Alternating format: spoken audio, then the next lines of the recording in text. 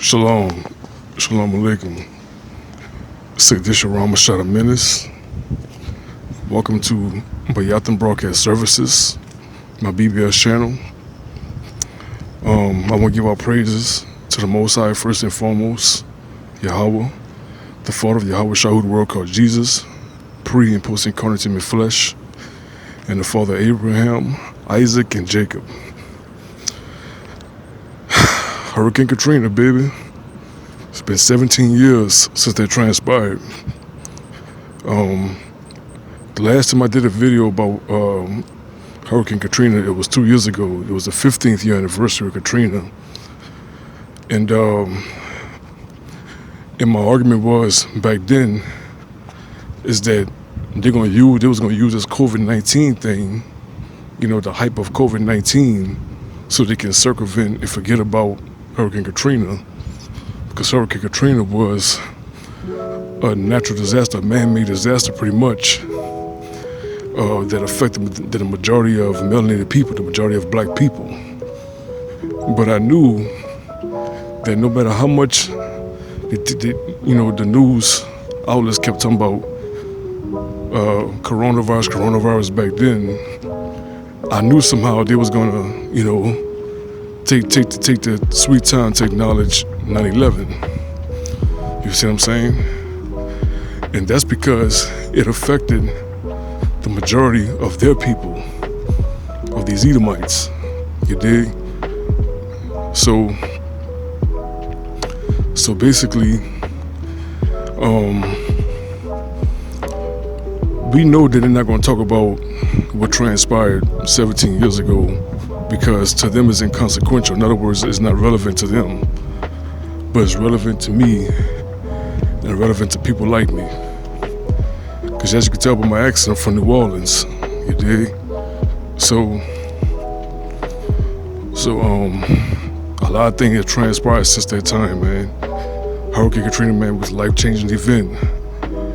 I live in Dallas, Texas now, but I never thought in a million years I'd be living in Texas. Because New Orleans was always my home, always been my home. It was always going to be number one to me,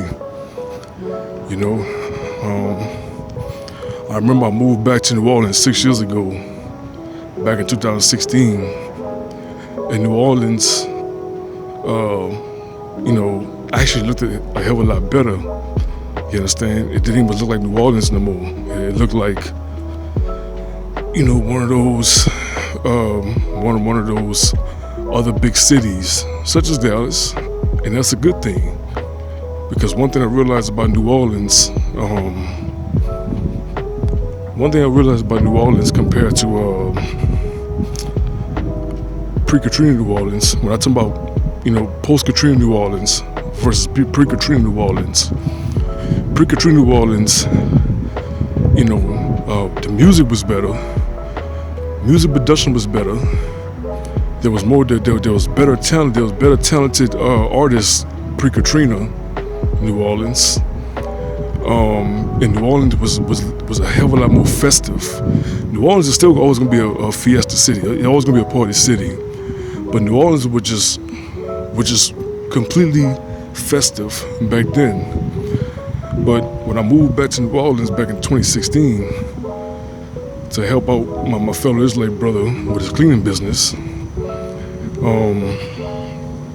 I realized New Orleans is a lot more, has been a lot more business contingent, which is a great thing. Because according to the Ecclesiastes chapter 7 verse 12, that money is our defense. Money is our second defense. But of course, wisdom is our first and primary defense. So yeah, man, I know that New Orleans was a hell of a lot more business prone, a hell of a lot more business predicated compared to pre-Katrina. So that's always a good thing. You understand? I noticed that the murder rate in New Orleans is a hell of a lot more conservative body count wise compared to pre-Katrina, man. New Orleans was a very fun place to live pre-Katrina, But on the flip side, it's pretty much daunting and it's somewhat scary to live in. You understand? Because body was hitting the floor every day. But I think in 2019 or 2020, one of those 2 years, that New Orleans have reached the all-time low, one of the all-time low, which was I think only 119 murders. And I think the last time something like that happened was in 1972 when there was only 122 murders. You dig? So yeah, man, New Orleans have made some progress there. You know, people still getting bodied in New Orleans, man. It's just nowhere near as bad as it was pre-Katrina, which is a blessing. But I like what Chief Eddie Compass said before Katrina happened. He said even if it's one body count, one murder per year, one murder is still one murder too many. You dig? I like that. But yeah, man, you know, I heard some stories, man, about Katrina. Y'all heard some stories about Katrina. You dig? In my Celestial Insurgents multimedia communications account, I did a video 6 years ago, like a 2-3 hour video. And I was talking about how you heard people that heard a transmission, or what they thought was a transmission blowing up, that live in the lower 9th ward, and it turns out, man, you know, the levee was actually purposely blown up. There was a PBS documentary series that is called, I believe, Fatal Flood. They talked about how the government blew up the levees in Tarrytown, Louisiana in 1927. And I believe the same thing happened in September 2nd, 1965, in New Orleans with Hurricane Betsy, I believe. And of course, you see the same thing surfacing with Hurricane Katrina, you know? So like I said, man, never forget, man, I won't make the video this long. I don't want to make the video this long. But never forget, man. Never forget what transpired. Because that was like the injustices of injustices towards our people. You know? So yeah, man. In my case, I didn't stick around with the storm. I actually went with some members of my family. Particularly with my dad. May my dad rest in peace. Passed away 7 years ago. You dig? Yeah, I went with my dad and company. You did to the Cajun Dome in Lafayette, Louisiana. No, my bad. We went to a church in Lafayette. We stayed there for like 3 days or so. 3 days at the church, 3 weeks at the Cajun Dome. That's what it was. And I remember SmackDown was supposed to come to the Cajun Dome. WWF, or now WWE, SmackDown was supposed to come to the Cajun Dome in Lafayette, Louisiana on September 23rd, 2005. But they had to cancel that, man, because of Katrina. You still had a lot of Katrina refugees there, Katrina survivors. You understand?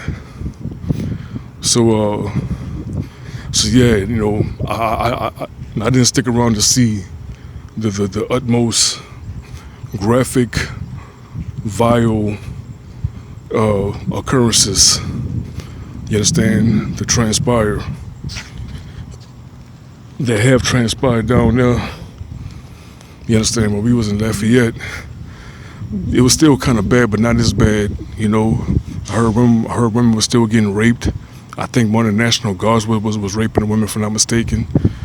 But you know, I don't know how true it is. It's just a rumor. But yeah, it was bad, man. You know, not so bad for those who departed, but it was bad enough because it was a life-changing event, man. You know, New Orleans was never the same ever again. You dig? So like I said, man, never forget, because what they're trying to do, they're trying to sick 9/11 down our throats. You and all that stuff, but they want us to forget about something that completely destroyed the majority of black people. You understand, such as Katrina. So yeah, man. Like I said, it's unfortunate, but it is what it is. Like I said, it's been 17 years, man. It's crazy. 17 years.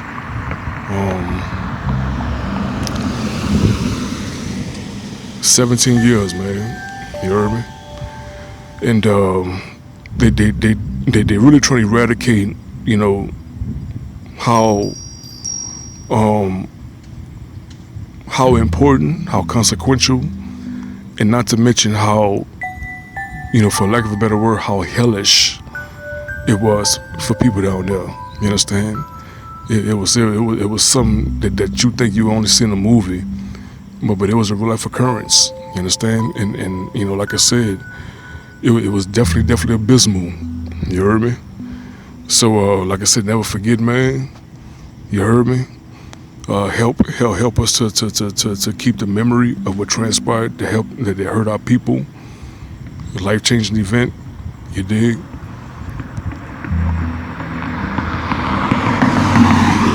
And like I said, I ain't want to make a video this long. You understand? I just want to make it like a quick rant right quick. Because unfortunately, our attention span is not that long. So I'm going to make it as short and pithy, but at the same time as informative as I possibly can. So, y'all be sure to hit that like button, you heard me. Hit that share button, hit that subscribe button, hit the notification bell, so whenever I drop on my next content, you'll be instantly notified. And I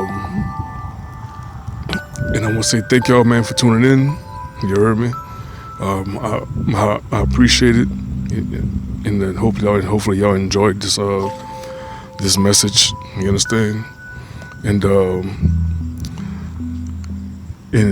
until then, I'm out. Shalom alaikum. Peace.